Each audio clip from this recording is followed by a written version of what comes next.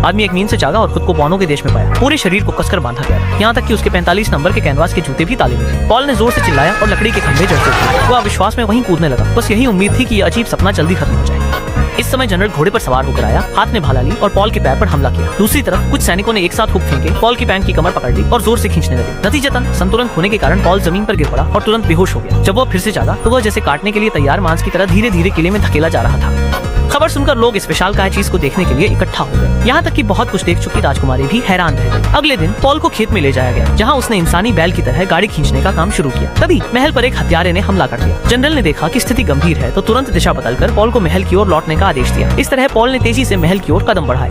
General ने Paul को तुरंत नीचे झुकने का आदेश दिया और खुद कूद कर अकेले ही राजकुमारी को बचाने जाने का इरादा किया। स्पष्ट रूप से अपने अधीनस्थों को आदेश दिया कि कोई भी हस्तक्षेप न करे। लेकिन जनरल की फिर से रिंग मारने की बात को अच्छी तरह से जानने वाले काल ने दृढ़ता से पॉल की बेड़ियां खोल दी और उससे प्रार्थना की कि वह राजकुमारी को बचा ले।